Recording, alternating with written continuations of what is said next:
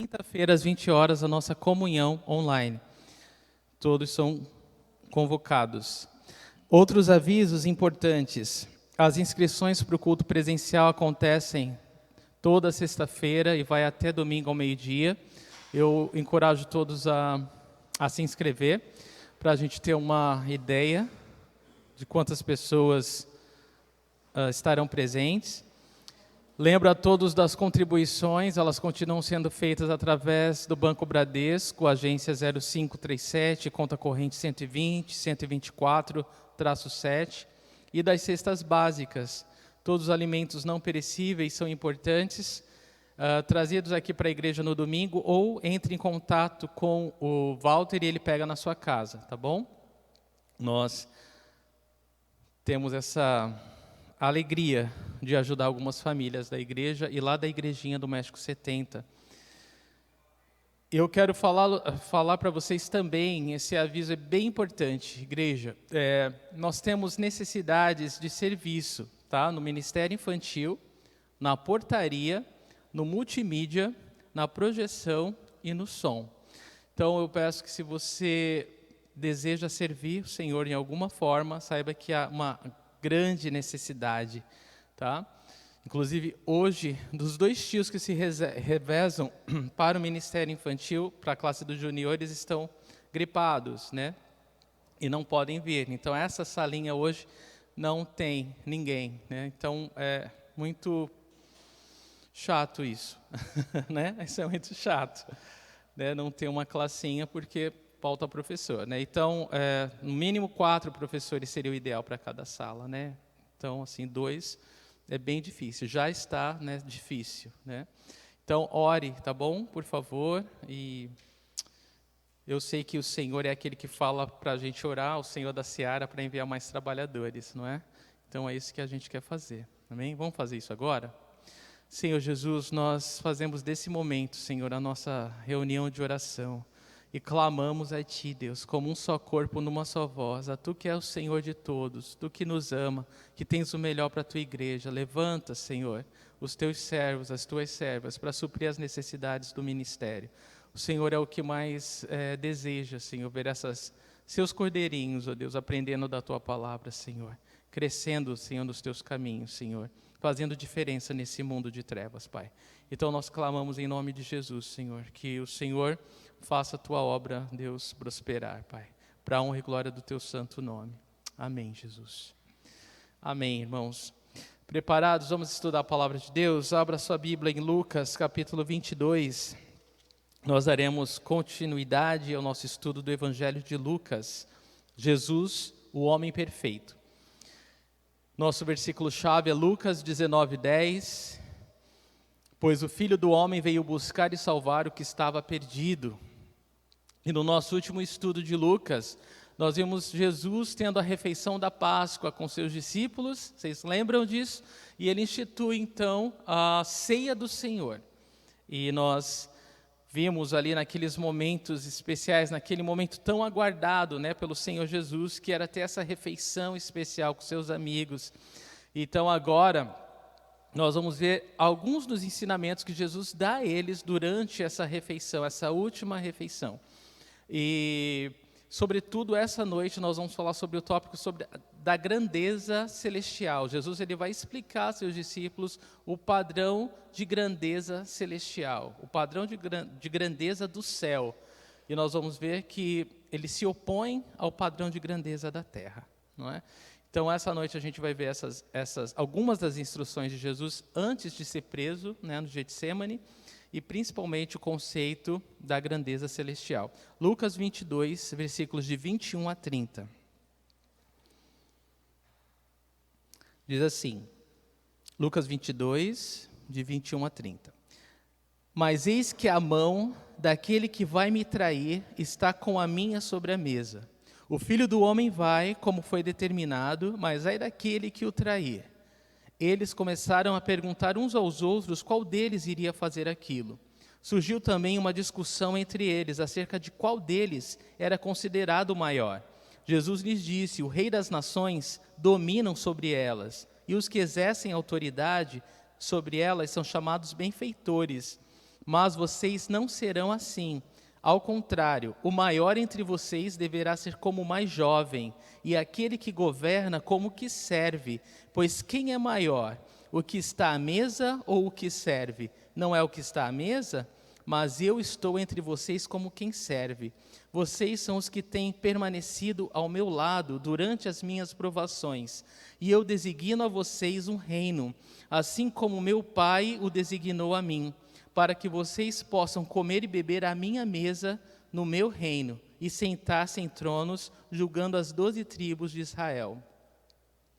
Somente até aí. Obrigado, Jesus, por mais essa oportunidade de estudar a Tua Palavra, Senhor, juntos. Obrigado, Espírito Santo, conduza-nos, Senhor, nesse tempo, fala aos nossos corações. Senhor, Tu tens toda a liberdade de mexer conosco, Senhor, de nos sacudir, Deus, de forma que tudo que não provém de Deus caia por terra, Deus, e que fique somente aquilo que é do Senhor. Senhor, venha falar, Deus, a cada coração, corrigindo, ensinando, Senhor, exortando, e eu peço, Deus, que todos saiam daqui com a sensação de pés lavados, Senhor. Concede-nos essa graça, concede-nos esse refrigério. Senhor, só Tu sabes como cada um passou essa semana, Tu sabes as lutas internas e externas, Senhor. Então eu oro, Deus, que nesse momento, Senhor, o Senhor repreenda Satanás, todo pensamento que não provém do Senhor, e que o Senhor tenha plena liberdade, Deus, de ministrar os corações. Em nome de Jesus. Amém. Glória a Deus, irmãos. O tema da mensagem dessa noite é a verdadeira grandeza. A verdadeira grandeza. Versículo 21 diz: Mas eis que a mão daquele que vai me trair está com a minha sobre a mesa. O Evangelho de Lucas, principalmente nessa passagem em relação à última Páscoa, né, a refeição da Páscoa e a instituição da ceia, ele não é cronológico. Então ele vai falando simplesmente o que acontece ali, né? E a gente sabe que já aconteceu essa refeição, mas ele está dando para nós essa informação que os outros evangelhos falam, né, que acontece durante a refeição da Páscoa. E Jesus, ele dá essa oportunidade para Judas se arrepender. Ele diz aqui que a mão daquele que vai me trair está com a minha sobre a mesa. Jesus, ele não fala isso para humilhar Judas. Ele nem sequer fala o nome de Judas. Ele simplesmente dá a Judas a oportunidade de pensar bem, de pensar melhor no que ele está prestes a fazer e se arrepender. Jesus já havia beijado Judas nessa refeição, como anfitrião. Jesus já havia lavado os pés de Judas, já havia servido, mostrado o amor dele por ele. E agora, novamente, Jesus dá essa oportunidade para Judas se arrepender. Só que a gente sabe que ele não fez, né? A gente sabe que ele já saiu e já traiu Jesus, trocando por 30 moedas de prata, combinando de entregar Jesus no momento que ele sai com seus discípulos para o Getsemane, para o Monte das Oliveiras, para orar, à noite, no escuro, porque ele serve o príncipe das trevas, e a gente sabe que para Judas vai ser sempre noite, sempre noite.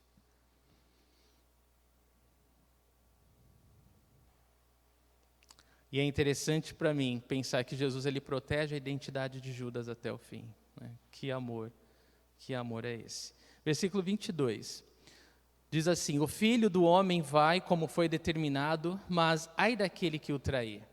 Está profetizado, irmãos, a palavra de Deus já havia dito, Deus já havia falado por meio dos seus profetas que o Messias seria traído por um dos seus amigos.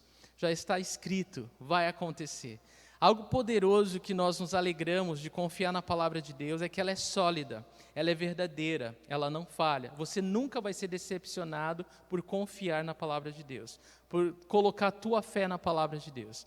Está escrito, está escrito.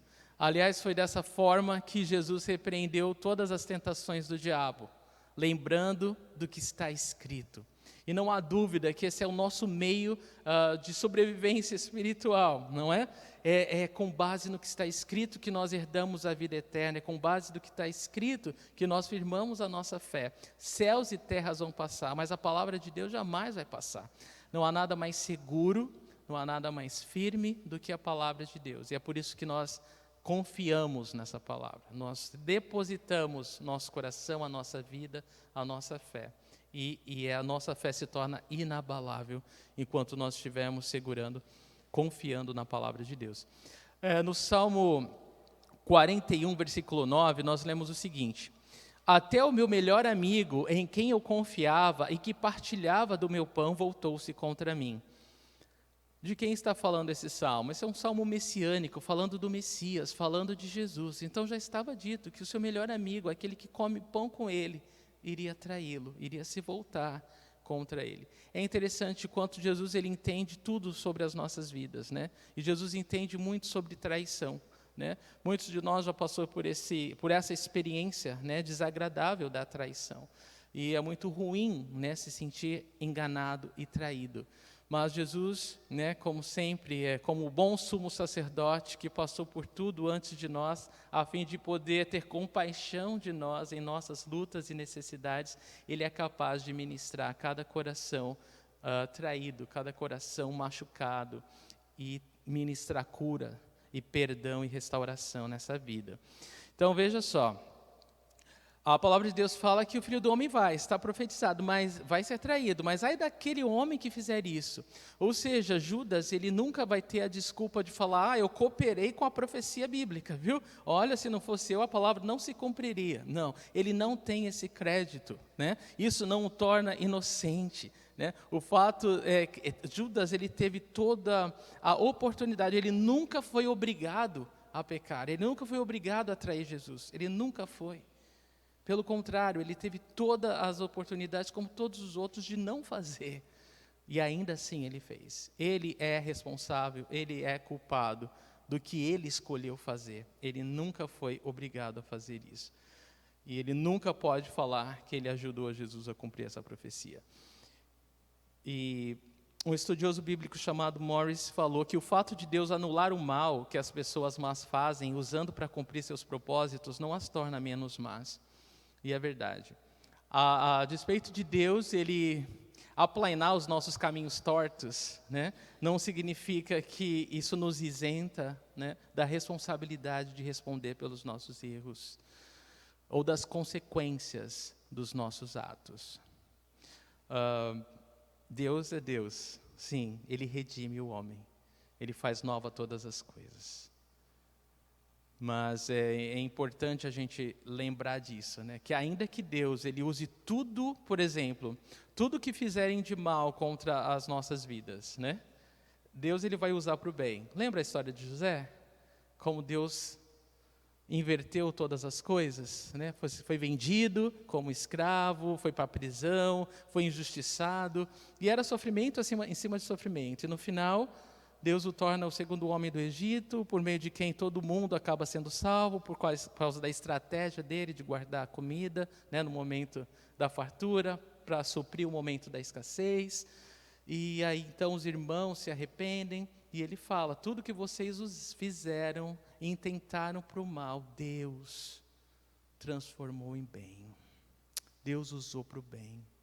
Então, isso nos ensina muito, irmãos, essa soberania de Deus, esse poder de Deus acima de tudo que acontece, acima do bem e do mal, nos mostra que não há mãos mais seguras para estar senão as mãos do Senhor, amém? E nos ensina que não importa se hoje alguma coisa o chateia, o entristece, ou não cooperou aparentemente para o seu bem, a palavra de Deus é quem nos diz que todas as coisas cooperam para o bem dos que amam a Deus. Talvez a história não chegou ao fim ainda, talvez você ainda esteja aguardando, né, as cenas do próximo capítulo. O que o Senhor está prestes a fazer na sua vida e através disso que aconteceu na sua vida. Então, louvado seja Deus, louvado seja o Senhor. Ele transforma o mal em bênção. Esse é o Deus que nós servimos. Então, algumas pessoas perguntam, se Jesus sabia que Judas o trairia, por que o escolheu para ser um dos seus apóstolos? Você já fez essa pergunta?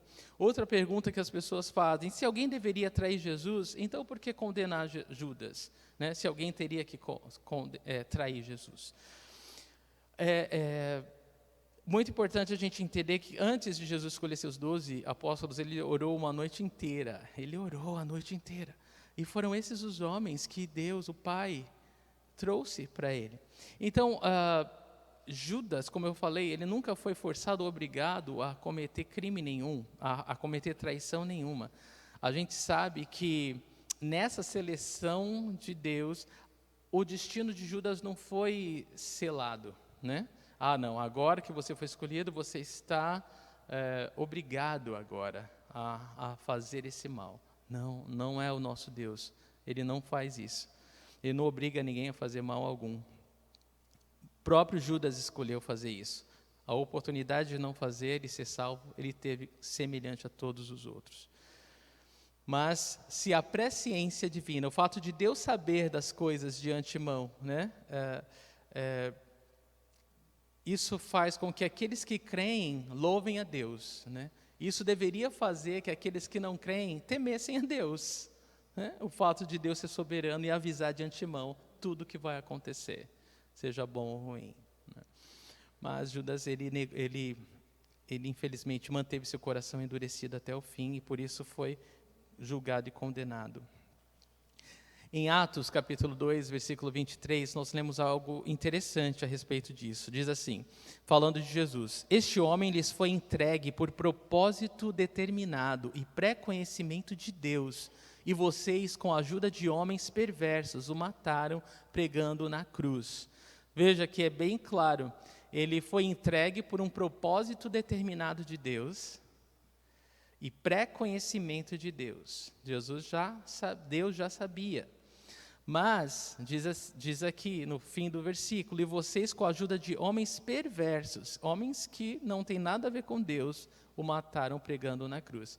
Então, ainda que o mal, né, tente ou faça alguma coisa, nada pode fazer se Deus não permitir e se isso não estiver dentro do propósito de Deus para as nossas vidas. Amém? Lucas 22, 23. Eles começaram a perguntar entre si qual deles iria fazer aquilo. Parem e pensem, irmãos. Ali estava Jesus com seus 12 discípulos. Jesus, ele faz uma declaração bombástica, né? Um de vocês vai me trair. Aquele que come o pão comigo à mesa, provavelmente a mão de Judas estava com a mão de Jesus na bacia do pão. E Jesus fala aquilo abertamente. Jesus já havia falado que um dentre eles iria traí-lo, mas agora ele fala abertamente, novamente, né, a véspera de ser traído, que isso vai acontecer, mas ninguém suspeita de Judas. Você não acha interessante? Ninguém suspeita de Judas. Ele era o único da Judeia, todos os outros eram da Galiléia, como se ele fosse o que não é caipira. Todos os outros são caipira e ele é da cidade grande. Todo mundo olhava para Judas com assim, uau! Né? Ele cuidava do dinheiro, uau, né? Esse cara aí, ele estava acima de qualquer suspeita. Ninguém jamais imaginava que o traidor seria Judas. Interessante, né? Isso faz a gente pensar em algumas coisas, tá? Judas, ele manteve muito bem seu segredo, de forma que ninguém nunca suspeitou dele. O fato dos discípulos ficarem perplexos com aquilo e não suspeitarem de Judas, revela que eles não conheciam o caráter de Judas e nem o deles mesmos, porque aqui no Evangelho de Lucas ele não fala, mas nos outros os evangelistas dizem que eles ficaram se perguntando, será que sou eu? Será que sou eu? Será que sou eu? Provavelmente Judas não foi um desses, né? Que se questionou. Todos os outros estavam cientes de que, meu Deus, né? A gente é capaz de fazer qualquer loucura, né? Nós somos feitos do mesmo material que qualquer pessoa, né? A gente não deve cuspir e falar, isso daí eu nunca vou fazer. A gente tem que ter temor a Deus, de falar, Deus me guarda para que eu nunca caia nisso, né? Me guarda para que eu nunca faça isso, Senhor. Então todos os outros estavam, será que sou eu? Mas Judas provavelmente não estava preocupado se ia ser ele ou não. Então isso mostra o caráter, né? Caráter perverso de Judas. E também nos fala que os discípulos não conheciam a palavra de Deus tão bem assim, porque a palavra de Deus já havia anunciado a respeito do traidor. Então eles não conheciam a palavra e por isso estavam, né, alarmados. Quando a gente conhece a palavra, a gente não fica alarmado, não é verdade? A gente sabe o que está acontecendo, que Deus está no controle. E eu fico pensando também, se Pedro suspeitasse de Judas, já era, né? Ali ia ser o fim dele. Pedro era aquele que achava que era o guarda-costas do Messias, né? Ele andava pensando que ele era o guarda-costas do Messias. Então foi bom que eles nem imaginavam que era Judas, viu? E eu sei que há muita coisa sobre Judas que ainda é misteriosa, né? A gente não especula tanto. Uma coisa a gente sabe, que o que Judas fez testemunha sobre a impecabilidade de Jesus, que Jesus nunca pecou.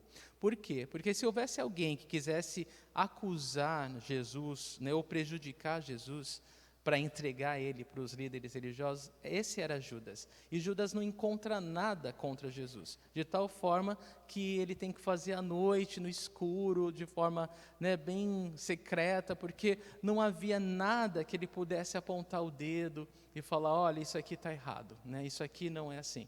Então, assim, Jesus nunca pecou, perfeito, como cordeiro mesmo, né, sem mancha, que estava prestes a ser sacrificado em nosso favor. E então essa atitude de Judas comprova, né, que Jesus é perfeito, testemunha a favor de Jesus, e as autoridades tiveram que contratar falsas testemunhas para poder condenar Jesus, né, de tão impecável que é o nosso Senhor. Então a gente sabe que Judas sai e trai o Senhor. No versículo 24, surgiu também uma discussão entre eles acerca de qual deles era considerado o maior. Então, isso daqui é interessante, porque Jesus, gastou 3 anos e meio, né, de ministério da sua vida, derramando sobre a vida desses homens. E eles puderam ver Jesus em quase todas as situações possíveis. Ver a misericórdia, a compaixão, o amor de Deus, a humildade de Jesus, né, o quanto Ele é servo, o quanto Ele deseja abençoar as pessoas, ou se abaixar para levantar o outro. E eles parece que não captaram muito bem a ideia, porque às vésperas de Jesus ser traído, preso e morto, eles ainda discutem qual deles é o maior. Qual deles é o maior? Talvez essa discussão tenha surgido pela disposição, né, à mesa, um à direita, outro à esquerda, né, lugares de honra, não sei. Não sei se Jesus vai falar isso enquanto lava os pés dele, ou depois que lavou os pés, né, já que a cronologia de Lucas não é tão correta. Mas isso aconteceu, tá? Eles, em algum momento desse jantar, eles começaram a discutir qual deles era maior. Então Jesus, vou recapitular, Jesus está falando para eles que vai morrer. Jesus está falando para eles, eu desejei tanto ter essa última refeição com vocês, porque eu vou morrer, mas não vai ser o fim, a gente vai se ver de novo. E eles estão lá, qual de nós é maior? Qual de nós é maior? Eu acho que sou eu, onde que eu estou sentado? Ah, não, mas Jesus, ele fala mais comigo. Não, foi a mim que ele incumbiu daquele serviço lá. Então eles estavam que nem criança, né, discutindo tolamente. Quanto a esse tópico sobre a grandeza celestial, eu aconselho todos vocês a coletarem as informações dos 4 evangelhos, Mateus, Marcos, Lucas e João, e principalmente dos capítulos de 13 a 16 de João. Jesus ele dá uma explicação maravilhosa sobre a grandeza celestial. Eu vou falar alguns pontos apenas essa noite. A verdadeira grandeza, e ela é totalmente oposta à grandeza do homem. É assustador que eles ainda não tinham entendido isso, tá? E não era a primeira vez que eles discutiam sobre quem era o maior. Era um assunto recorrente, eles estavam sempre brigando para saber quem era o maior. A tendência, né, nossa, é pensar que se eu fosse Jesus, eu falava para eles, cala a boca todo mundo, ninguém é grande aqui, o maior aqui sou eu e acabou, né? Mas Jesus não faz isso, né? Jesus ele é tão grande que ele não faz isso. Ele é tão grande que ele não precisa falar, né, que ele é o maior. Ele nunca precisa falar que ele é o maior. Ele age como o maior, né? Provavelmente ele ensinou isso lavando os pés deles. Eu vou mostrar para vocês, eu vou dar uma lição que vocês, né, não devem esquecer sobre grandeza. Eu vou lavar os pés de vocês agora.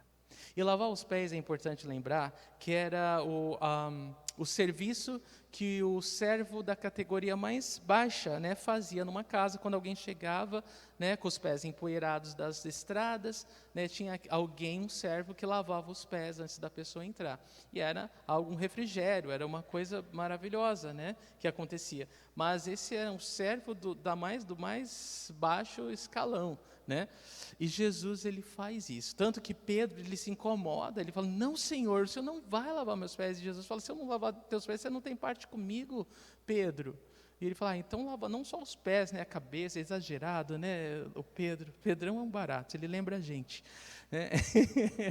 Ele é muito precipitado, ele fala o que sente, né, e depois a palavra que sai não tem como voltar mais, né? E fica ecoando assim, quicando em todo lugar e já era, né? Então ele acaba nos ajudando a aprender muitas lições. Mas é interessante pensar que eles estavam discutindo sobre a grandeza como se a grandeza do céu fosse igual, né? A mesma medida que a gente fala de grandeza aqui na Terra, e não é. O pastor Gayle Irving, ele escreveu O Estilo de Jesus, e é um livro que eu recomendo todos vocês a ler, e ele fala desse reino às avessas, né? Ele fala que a pirâmide de poder no reino de Deus é de cabeça para baixo, né? Não existe uma hierarquia, né, onde um grandão manda lá em cima. Ele fala que o maior é aquele que está lá embaixo, que serve a todos. E ele captou exatamente o que Jesus está falando aqui. Mas o que é mais forte para nós é entender que eles não estão brigando para saber quem quer ser o mais servo, ou quem quer ser o último, ou o mais jovem, ou como Jesus vai explicar agora. Eles estão realmente brigando para ser o maior aos olhos dos homens. Eles não estão brigando para ser o maior aos olhos de Deus. Eles são bem firme na cabeça, no coração deles, a grandeza aos olhos dos homens, aquele que todo mundo vai respeitar, aquele que todo mundo vai submeter, aquele que todo mundo vai olhar e vai falar: uau! Então é isso que eles têm em mente, tá bom? Então é importante a gente entender para compreender o que Jesus vai falar agora.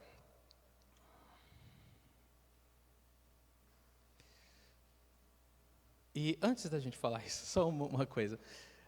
Os discípulos, eles estavam tão presos em si mesmos, tão presos nas coisas desse mundo, que eles não conseguiam compreender a profundidade dos ensinamentos de Jesus, das palavras e das atitudes, da humildade, eles não conseguiam captar. E eu fico pensando, se hoje, nós que estamos aqui, ou aqueles que nos ouvem em casa, podem estar tão cheios de si, podem estar tão presos às coisas desse mundo, ao padrão desse mundo, que tem dificuldade de entender o que Jesus está falando, ou o que Jesus fez por nós na cruz. Porque Jesus estava prestes a morrer na cruz por eles, para pagar os pecados da humanidade. E eles estão discutindo sobre poder desse mundo. Então é como se a realidade espiritual ainda não se sobrepôs à realidade terrena. E isso é um problema para nós, principalmente nós que seguimos Jesus. Se o céu, se a vida espiritual, se a nossa caminhada com Deus ainda não for mais importante do que qualquer coisa que a gente tenha que fazer nesse plano terreno, a gente vai sofrer muito. A gente está sofrendo e vai sofrer. Porque a compreensão do resgate divino, né, para nos tornar cidadãos celestiais, é o que nos permite viver dessa forma, sem nos agarrar a esse mundo. É o que nos permite viver realmente abençoado como filho de Deus, certo de que tudo isso vai passar, e isso não nos preocupa. Porque nós temos uma cidade, nós temos uma pátria que é celestial, nós sabemos para onde estamos indo. Amém, irmãos? Então, isso é transformador. Se nós queremos compreender a profundidade de um relacionamento com Jesus, a gente tem que começar entendendo que o reino de Deus, ele não é um reino dessa terra. Ele é um reino espiritual, ele é um reino invisível. E isso tem que mudar o nosso conceito, né, total, né, principalmente de grandeza e de aspirações. Muito bem, porque, aliás, né, qual o que você se preocupa hoje? Né? O que te consome hoje? Será que Jesus, pelo que ele fez na cruz, não é maior do que isso? Será que o próprio Jesus hoje não é maior do que o que te preocupa e te consome hoje? Tem que ser, né? Tem que ser, se não é, tem que ser. Porque o que a palavra de Deus fala? Por acaso, aquele que não poupou seu próprio filho, não vos dará com ele gratuitamente todas as coisas? Amém? Versículo 25. Jesus lhes disse: os reis das nações dominam sobre elas, e os que exercem autoridade sobre elas são chamados benfeitores. Então Jesus está falando o seguinte: nesse mundo a grandeza acontece dessa forma. Os reis das nações dominam. Dominam é falar: você vive, você morre, você faz aquilo, você me serve. Dominar é isso, é impor, é impor. E diz ainda, e os que exercem autoridade sobre elas são chamados de benfeitores. Além dos reis, dos governantes, eles dominarem, oprimirem as pessoas, né, para seu benefício próprio, Jesus fala ainda aqui que eles querem ser reconhecidos como benfeitores. E os romanos tinham esse título, né, de benfeitor, e é isso que eles querem dominar sobre você, levar vantagem sobre a sua vida, e querem o seu reconhecimento de quão eles são bons para você. E Jesus fala: mas vocês não são assim. Olha só o que ele vai falar aqui, próximo versículo, 26. Mas vocês não serão assim, ao contrário, o maior entre vocês deverá ser como o mais jovem, e aquele que governa como o que serve. Eu já explico um pouco mais sobre o que Jesus quer dizer com o mais jovem e com o que serve. Mas antes eu quero falar um pouco do padrão ainda, né, de grandeza desse mundo. Quando eles falam que exigem o título de benfeitor, é porque eles buscam créditos, né? O padrão de grandeza do mundo é um padrão que funciona por meio de créditos, né? Quais são as suas credenciais? O que você tem? Eu tenho tantos diplomas, eu tenho tanta casa, minha casa tem tantos banheiros, eu tenho 3 carros na garagem. Então, a questão do ter, o crédito é dado pelas suas credenciais, por aquilo que você pode exibir ou mostrar que tenha mais do que os outros. Então Jesus está falando, eles fazem dessa forma, e infelizmente muitas pessoas, até no meio cristão, agem dessa forma, né? Elas vivem por credenciais, né? Elas te respeitam dependendo das credenciais, do que você pode oferecer para elas, o que elas podem ganhar de vantagem através da sua vida. Esse não é o padrão de Cristo, esse não é o padrão bíblico, esse não é o exemplo que nós seguimos, é o que Jesus está falando aqui para nós. E ele teve que explicar para os discípulos: o modo que vocês estão pensando é errado. Vocês estão pensando como pagãos, vocês não estão pensando como cidadãos do reino de Deus. Vocês não estão pensando como Deus pensa. Vocês não estão enxergando como Deus enxerga. E aí então ele tem que ensinar. Então ele tem que corrigir, ele tem que mostrar para eles como eles, na verdade, têm que olhar a partir de agora. Então Jesus é o nosso maior exemplo e ele inverteu totalmente esse padrão de grandeza. Então, agora sim, no versículo 26, quando ele fala assim, vocês não serão assim, ao contrário, o maior entre vocês deverá ser como o mais jovem, porque o mais jovem, principalmente na cultura, né, de Jesus naquela época, o primogênito é quem tinha mais direito. O primogênito era o mais esperado, o primogênito era aquele que tinha as maiores expectativas, o primogênito é aquele que ocupava o lugar do pai, era aquele que todo mundo já tinha um caminho traçado para ele, e era um caminho de honra, um caminho de reconhecimento. O segundo, já era o segundo, né? Até o Gay Irving fala ele pegava tudo de segunda mão, né? E é até hoje assim, né? O segundo filho, ele só aproveita os restos do primeiro, né? Todos os brinquedinhos, as roupinhas e assim vai, né? Porque é o segundo, né? E é assim mesmo, segundo, segunda mão. Então essa cultura do primeiro, né? Era muito mais forte na época de Jesus. Então, todas as expectativas, né, a herança maior, então, todos os olhos estavam voltados para o primeiro, para o primogênito. E aí Jesus fala uma coisa assim que deve ter dado um nó na cabeça deles. Ele falou, no meu reino, no reino de Deus, as coisas não funcionam assim, não. O maior entre vocês, sabe quem é? Aquele que age como mais jovem. O mais jovem? Ninguém se importa com o mais jovem. Ninguém se importa com o mais novo. Todo mundo olha para o primeiro. E Jesus está falando que quem quiser ser grande no reino de Deus tem que ser como o mais jovem, tem que ser como o mais novo, tem que ser com aquele que não tem privilégio. É isso mesmo. O maior no reino de Deus é aquele que vive como se não tivesse privilégio algum.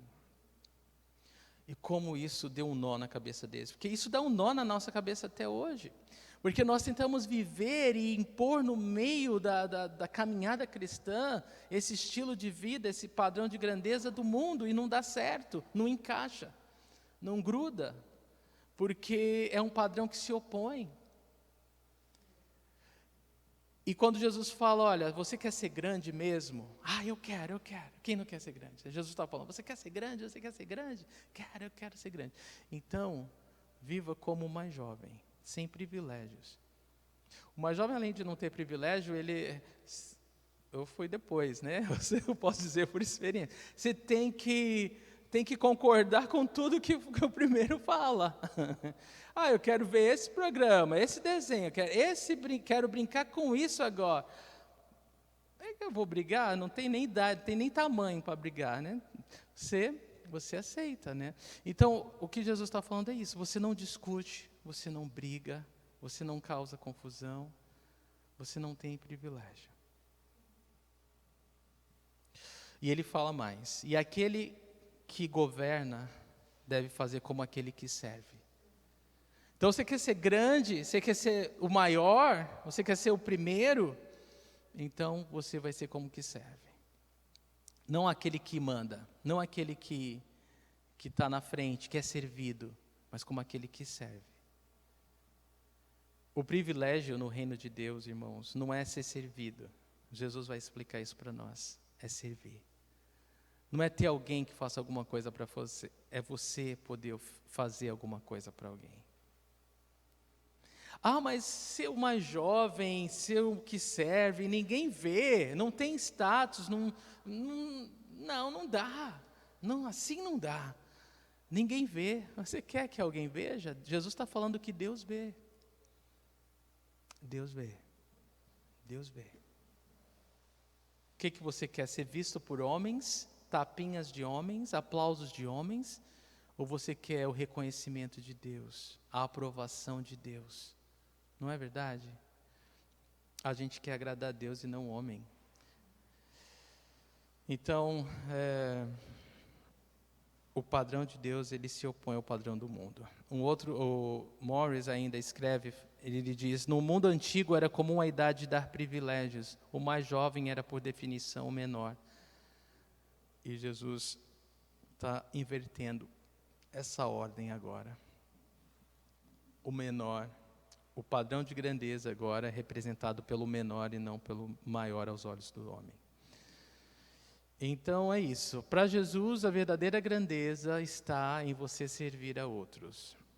Um servo, ele não discute quem é o maior. Porque ele é servo. Se os discípulos entendessem isso, eles não iam brigar por quem ia ser maior, porque são todos servos. Se a igreja de Jesus, hoje, entender isso, nunca vai brigar, porque são todos servos. Como que eu vou ser maior? Eu sirvo a Jesus? Como você vai ser maior? Você serve a Jesus, não é? E como ainda a igreja peca nisso, né? Como a igreja ainda carece desse entendimento, né? Então, aos olhos de Deus, em outras palavras, não é ter muitos dons, ou ser mais eloquente, ou ter a igreja maior, ou a igreja mais rica, ou o púlpito mais largo. O que importa é o coração de servo. Nada disso importa. O que Deus olha não é isso. O homem olha isso, né? Quantas pessoas, mas Deus olha o coração. Ele só olha o coração. O resto não interessa. Então a gente precisa se converter. que esse espírito competitivo no reino de Deus acabe, em nome de Jesus. E todo cristão, ele tem que ter um coração de servo, não importa o papel que ele exerça. Todo cristão deve viver de modo a liderar as pessoas à sua volta a Cristo por causa do seu coração de servo. Se todo cristão entender que ele é um servo, ele está sempre olhando à sua volta e vendo o que ele pode fazer para Jesus, não é verdade? Isso é um mundo cheio de amor, isso é um mundo cheio de Cristo. As pessoas não têm problema com Jesus, elas têm problema com a igreja. Mas se a igreja seguir os passos de Jesus, as pessoas vão poder ver Jesus e vão poder querer servir esse Senhor, conhecer, ter intimidade com esse Deus, não é verdade? Então está nas nossas mãos. Versículo 27, pois quem é maior, Jesus diz, o que está à mesa ou o que serve? Não é o que está à mesa, mas eu estou entre vocês como quem serve. Não é incrível como Jesus fala? Ele fala assim, quem é maior, o que está à mesa ou o que serve? Porque o que está à mesa, ele está esperando ser servido, né? É o outro que vai lá e servir ele. No mundo, na grandeza, no padrão mundano de grandeza, o maior é o que está na mesa, é o que é servido, né? E Jesus fala, mas eu estou entre vocês como quem serve. E é verdade, né? Ele é o Senhor e Ele é mestre. Isso é verdade, mas Ele está entre nós como quem serve. Ele está modelando para nós o padrão de grandeza. O que Deus realmente olha é o que serve. O que serve é o que tem algo para oferecer, é o que vai abençoar. E esse é o padrão do céu, né? Então, glória a Deus por isso. Na China antiga, os ricos, por vezes, deixavam as unhas crescer o máximo que podia, a fim de que não podiam fazer nada. As pessoas tinham que servir. Isso era olhado como status de grandeza. Nossa, o cara é tão rico que ele nem consegue comer sozinho. Alguém tem que pôr a comida. Não. É uma vergonha para nós. Mas é assim que o mundo olha, né? É uma visão distorcida, né?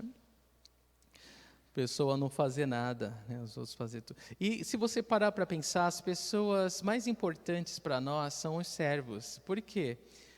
Porque é os que fazem diferença na nossa vida. E é isso que Jesus está ensinando. Ele está reorganizando a nossa mentalidade. Se você parar para pensar, se o STF pegar um mês de férias, pode pegar até um ano, né? Não vai fazer diferença nenhuma na nossa vida. Supremo Tribunal Federal, um mês, um ano de férias. Quem se importa? Agora, se os garis, eles pegam um mês de férias, nossa, uma semana já faz diferença. Não é? Todo mundo percebe, todo mundo vai sentir falta deles. Como eles são importantes, porque afeta diretamente a nossa vida. Irmãos, Jesus está ensinando para nós que o importante no reino de Deus não é ser servido, é servir. É assim que você demonstra o amor de Deus.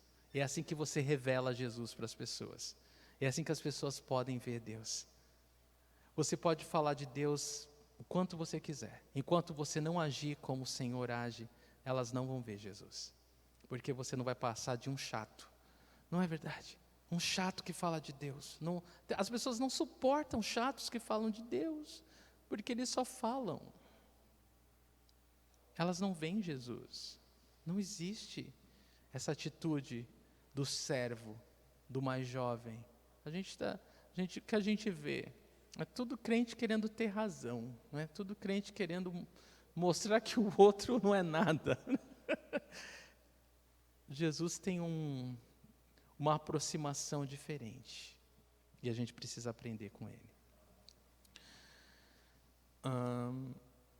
Então, viver como servo é a melhor maneira de viver, né? Porque o servo, ele não vai se preocupar se ele foi ofendido, se ele foi, não me respeitaram. Sabe por quê? Ele é servo. Servo não se preocupa com isso, né? Eu fui ofendido por essa atitude. Quem se ofende é a carne, né? Não é o espírito, né? Então, tem uma postura de servo, tá bom? E você não vai se preocupar. Você vai ser mais feliz, né? E Não pensa assim que eu vou servir então no lugar que ninguém quer, vou fazer a coisa mais humilde para ver se Deus ele faz uma coisa maior para mim. Não, o lugar mais humilde já é a recompensa aos olhos de Deus, né? O fato de você ser servo já é uma recompensa aos olhos de Deus, porque você já é abençoado naquilo que você faz. Um outro estudioso, Campbell Morgan, fala que o serviço prestado e não adquirido é a verdadeira grandeza, pois é o sinal da verdadeira comunhão com o próprio Senhor. Se você olhar para Jesus, ele está sempre servindo alguém. Olha para as Escrituras, não é? Ele está sempre servindo alguém. E é isso que nós precisamos aprender. Nós somos canais de Deus, onde o amor de Deus flui para ministrar as necessidades à nossa volta. Morgan também fala, a grandeza de Deus está finalmente demonstrada não na altura e na glória do seu trono eterno, mas na profundidade e graça da sua incrível inclinação para a nossa humanidade através da sua obra na cruz. Deus, ele é tão grande, irmãos, que ele se humilhou na forma de homem. Ele se abaixou de forma a se tornar um homem para nos levantar, para nos salvar, para nos ter com ele para sempre. E essa é a maneira que o mundo vai conhecer a Deus. É através da nossa verdadeira humildade, né? Não falsa humildade, mas verdadeira humildade.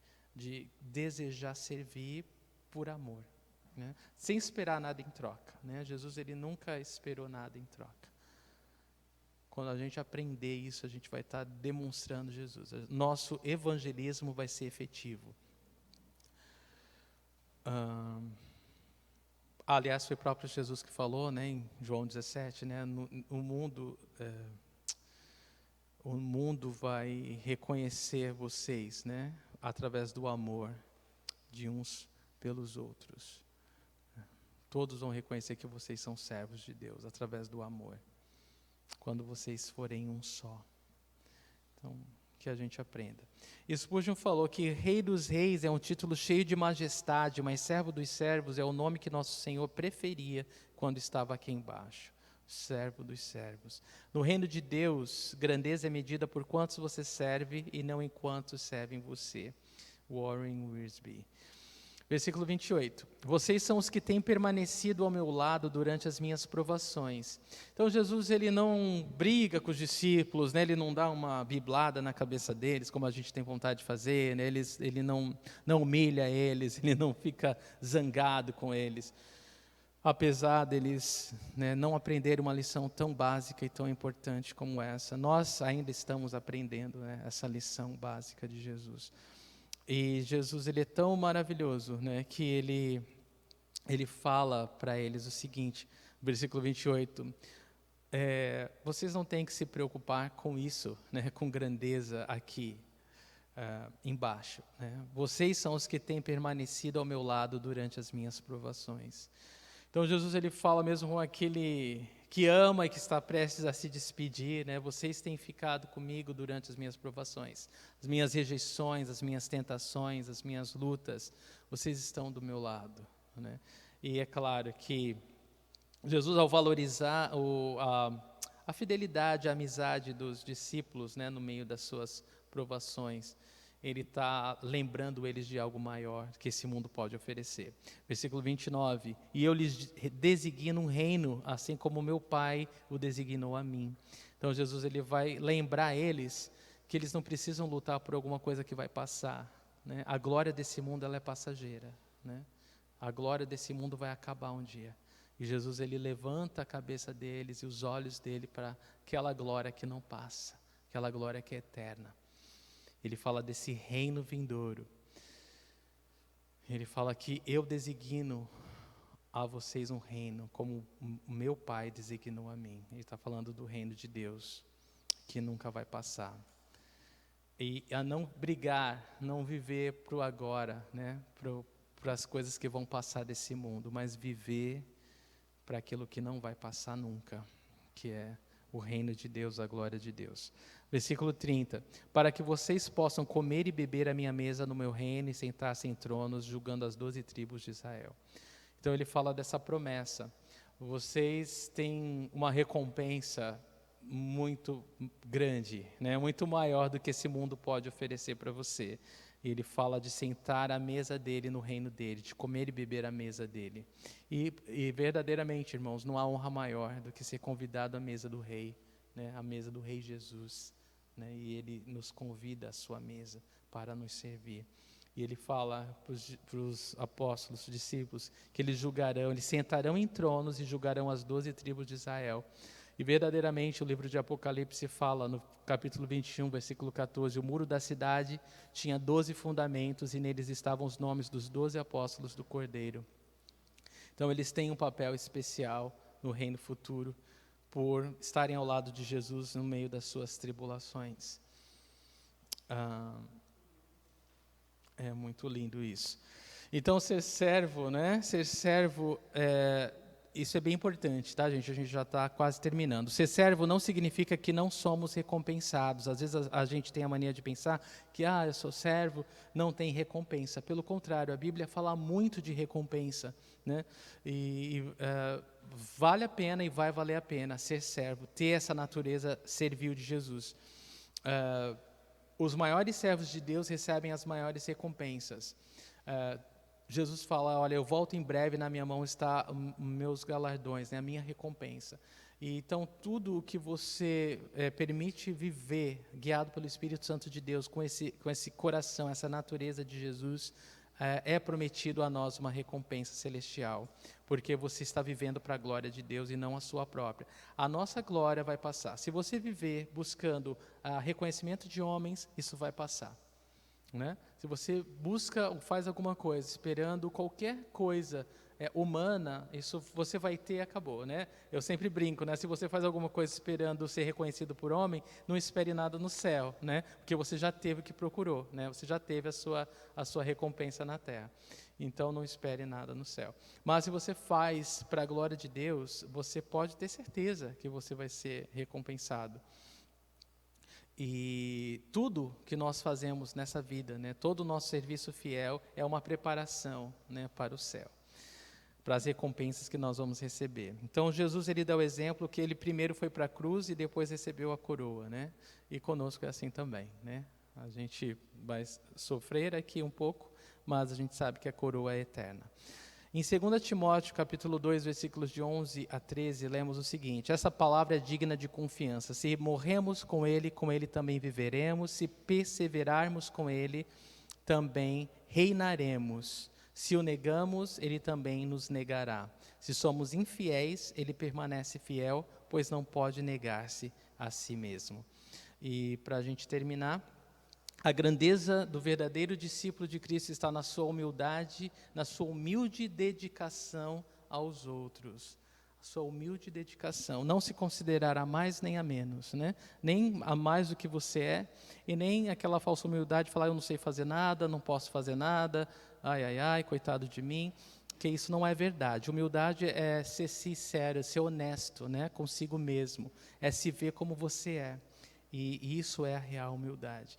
A palavra servir no original é diakonon, que significa servir às mesas, né? Ou seja, o servo ele não escolhe o trabalho, ele simplesmente, a alegria dele é servir o Senhor. Onde tem mais necessidade, e é aí que nós queremos servir, né? É aí que nós queremos servir, porque é o Senhor que fazemos, né? Não é a igreja, não é ao pastor, não é ao homem, é ao Senhor. E tem mais trabalho lá fora do que aqui dentro, né, gente? Aqui o serviço ele se limita a 1h30, mas lá fora, 24 horas, né, por semana, por dia, durante 7 dias na semana, é o verdadeiro trabalho. Nós somos servos em casa, né, o marido, a esposa, os filhos, né, nós somos servos no trabalho, nós somos servos na vizinhança, somos servos aonde quer que a gente esteja. É ali que a gente está ministrando, né, Jesus, né, é ali que a gente está amando com o amor de Jesus, fazendo a diferença. Aqui é muito pouco comparado com o serviço que o Senhor nos pede para fazer. E servir é apacentar os famintos espirituais. As pessoas estão famintas por Cristo e elas estão em todo lugar, né? Em todo lugar. Então, há muito trabalho para ser feito, amém? Há muito trabalho para ser feito. O Senhor, Ele nos chama de servos e de amigos porque Ele revela todo o coração dEle para nós. E eu quero terminar com João 21, de 15 a 17, falando sobre servir, alimentar os famintos espirituais. Diz assim, a gente vai falar disso da próxima vez que a gente estudar o Evangelho de Lucas, que a gente vai falar sobre Pedro, tá? Mas aguardem. Vamos ler aqui, João 21, de 15 a 17. Depois de comerem, Jesus perguntou a Simão Pedro: Simão, filho de João, você me ama mais do que estes? Ele disse: sim, Senhor, tu sabes que te amo. Disse Jesus: cuide dos meus cordeiros. Novamente Jesus disse: Simão, filho de João, você me ama? Ele respondeu: sim, Senhor, tu sabes que te amo. Disse Jesus: pastoreie as minhas ovelhas. Pela terceira vez ele lhe disse: Simão, filho de João, você me ama? Pedro ficou magoado por Jesus lhe ter perguntado pela terceira vez: você me ama? E lhe disse: Senhor, tu sabes todas as coisas e sabes que te amo.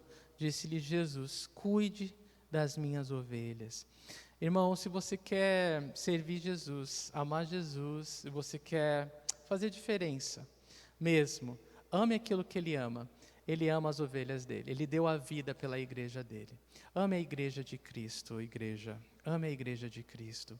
Eu sei que o mundo tem nos pressionado a viver isolados, a viver cada vez mais longe do outro, a não considerar o próximo, a viver cada um preocupado com os seus próprios problemas. Mas nós somos um corpo, nós somos o corpo de Cristo, não é qualquer corpo. Nós não somos uma organização religiosa, nós somos o corpo vivo de Cristo na terra. Nós estamos conectados por meio do sangue do Cordeiro, unidos nesse corpo, chamados, salvos, justificados para glorificar a Deus, servindo uns aos outros, amando uns aos outros. Então, ouça o que Deus está falando ao seu coração e responda em fé. E quando Ele fala, cuide das minhas ovelhas, Ele está confiando a nós aquilo que Ele tem maior amor. É a igreja por quem Ele morreu, a igreja por quem Ele deu a vida. Amém? Então vamos ficar de pé e orar ao Senhor. Senhor, obrigado pela Tua palavra, obrigado, Jesus, porque Tu és o Senhor, Tu és o bom pastor que deu a vida pelas Tuas ovelhas. Senhor, nós estamos aqui porque fomos atraídos pela Tua bondade. Senhor, o Senhor não pede para que a gente trabalhe antes da gente receber do Teu amor, antes de ter os pés lavados, antes, ó Deus, de provar, Deus, da Tua salvação, do perdão dos pecados, Senhor. Mas a todos quantos o Senhor chamou e justificou, ó Deus, e glorificou, ó Deus, a estes o Senhor deu a graça, Deus, de poder servir ao Senhor, de ser cooperadores de Jesus na sua grande obra, nessa grande seara que há no mundo, Senhor. Senhor, o Senhor não nos manda fazer porque, ó Deus, nós somos obrigados, Deus, mas como um servo por opção, Senhor, por ser aqueles que foram alcançados por esse amor, por ser aqueles, ó Deus, que foram quebrantados por esse amor, Senhor. O Senhor não nos julga, o Senhor não nos bate, o Senhor não fala de forma a nos humilhar, Senhor, mas o Senhor nos constrange com o Teu amor, Senhor. O Senhor, de forma tão amorosa, nos convida a participar contigo do que o Senhor está fazendo em cada vida, Senhor, do que o Senhor está fazendo nesse corpo, do que o Senhor está fazendo, Senhor, nas vidas aí fora, Senhor. Então eu oro, Deus, que o Senhor abra os nossos olhos, abra nossos ouvidos, que a gente possa ver, que a gente possa Te ouvir, nos dá sensibilidade ao Espírito Santo de Deus. Não queremos que a nossa vida seja consumida por nós mesmos, pelas nossas preocupações. Não queremos consumir as nossas vidas, Senhor, vivendo para nós mesmos, Senhor. Nós não somos mais os nossos senhores, ó Deus. Nós rendemos as nossas vidas ao nosso Salvador. Nós somos Teus, Senhor. Então, ó Deus, sem peso, Senhor, mas, ó Deus, de forma leve, maravilhosa e poderosa, Senhor, move os corações, Senhor, move os corações, que o Senhor tenha lavado, perdoado, amado, renovado, Senhor, tratado. para que não haja necessidade na tua casa, para que não haja necessidade à nossa volta, Senhor. Esse é o clamor, Deus, dos nossos corações a Ti essa noite. Nós oramos em fé, Senhor, e Te agradecemos em nome do Senhor Jesus Cristo. Amém, Senhor.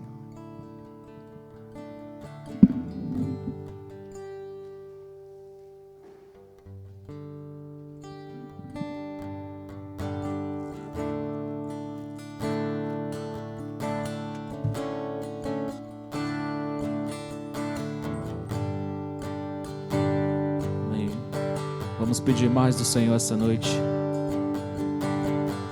em consonância com a palavra que nós acabamos de ouvir, amém? Que nós possamos nos esvaziar de nós mesmos.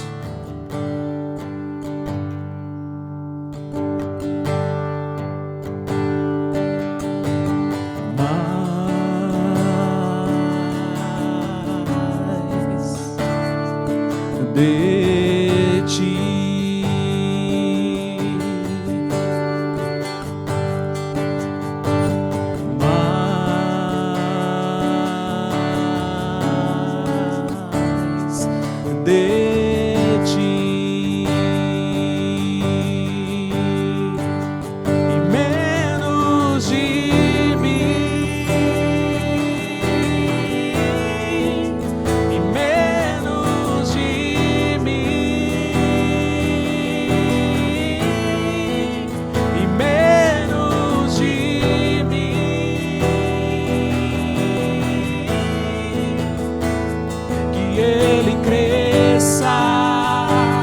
Eu diminua, que Ele apareça, eu me constranja com a sua glória e todo o seu amor, infinita humildade, servo de todos. Mais uma vez, que Ele cresça, que eu diminua, que Ele apareça, e eu me constranja com a sua glória e todo o seu amor, infinita humildade, servo de todos os irmãos. Vou pedir mais uma vez, mais.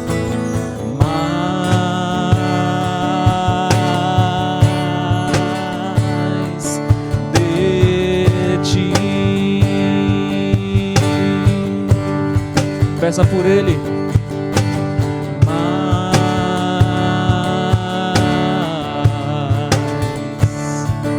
de Ti. E menos de mim. E menos de mim.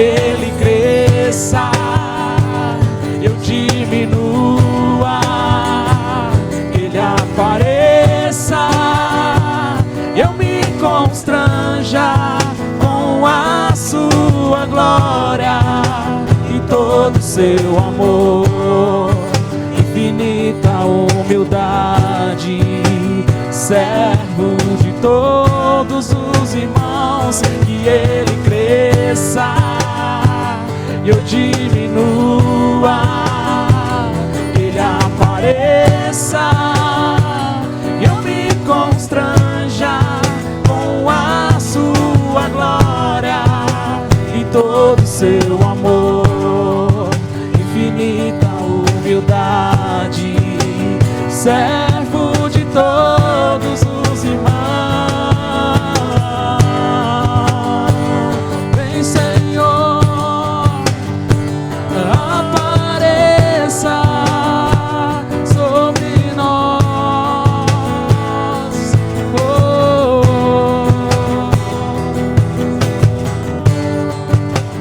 Suba em nós, Senhor, e apareça, que Ele cresça. eu diminua, que Ele apareça, vem Senhor, eu me constranja com a sua glória e todo seu amor, infinita humildade, servo de todos, só a igreja, que Ele cresça. Cante, igreja. Que Ele apareça, eu me constranja com a sua glória e todo seu amor, infinita humildade, servo de todos os irmãos. Aleluia.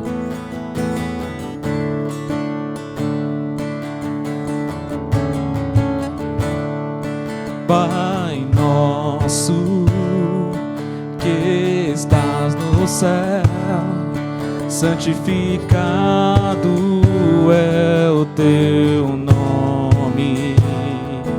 Venha a nós teu reino, tua vontade seja feita na terra como no céu. Teu reino venha na terra como no céu. Teu reino vem.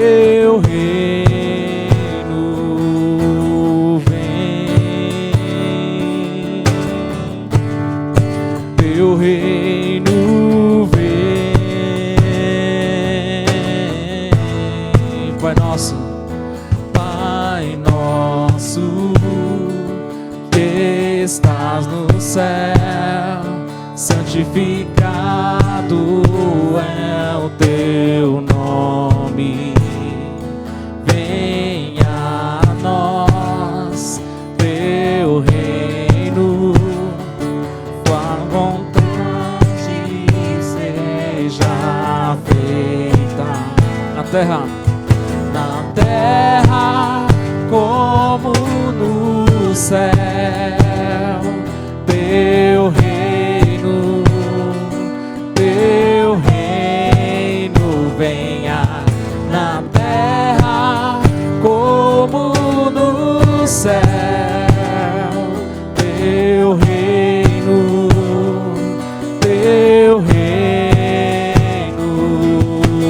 vem. Teu reino vem. Teu reino vem. Teu reino vem. Mais uma vez, teu reino vem. Teu reino vem.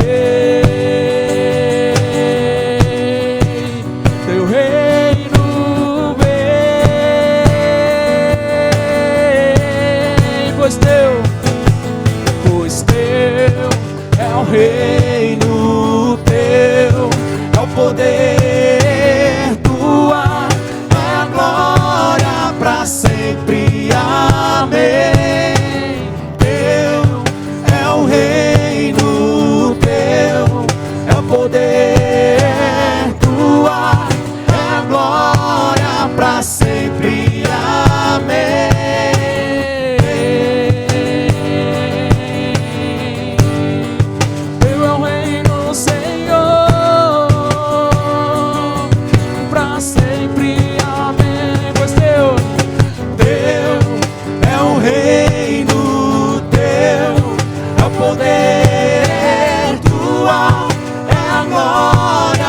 sempre.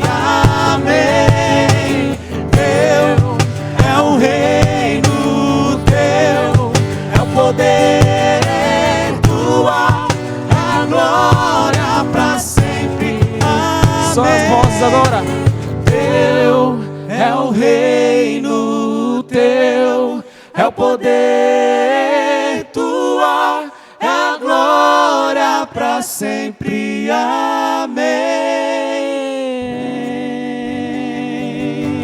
Aplauda o nome do Senhor, pois dele é o reino. Louvado seja o Senhor. Aleluia.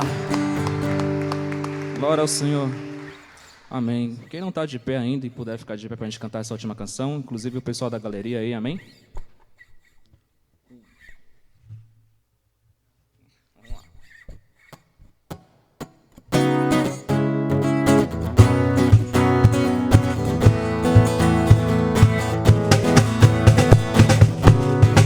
As palmas.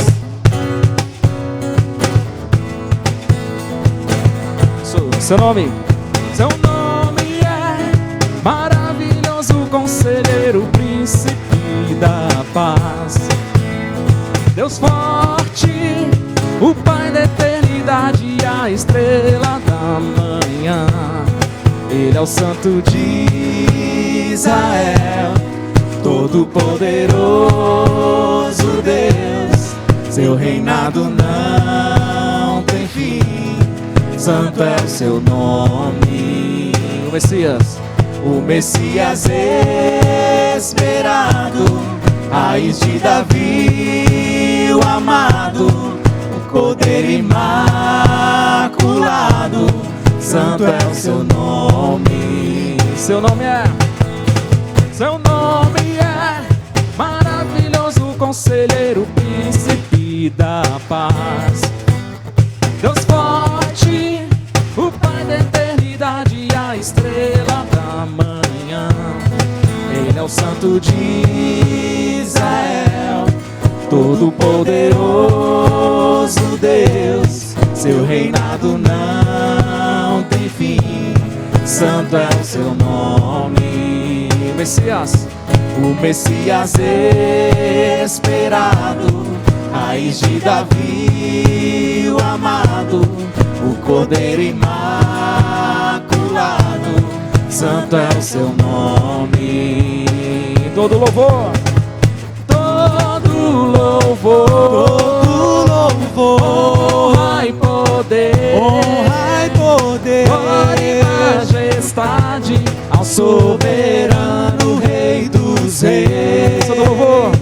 Todo louvor, honra e poder, glória e majestade ao soberano Rei dos Reis. Ele é o Santo de Israel, todo-poderoso Deus. Seu reinado não tem fim, santo é o seu nome. Ele é o Messias esperado, raiz de Davi, o amado, o Cordeiro imaculado,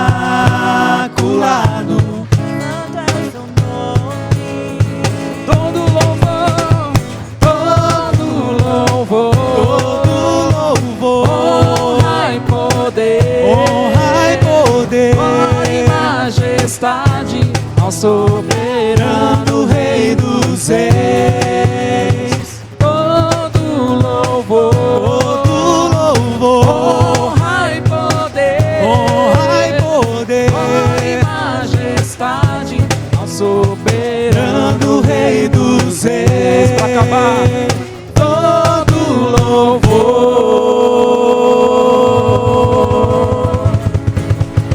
Santo, santo, santo é o Senhor, digno de todo louvor.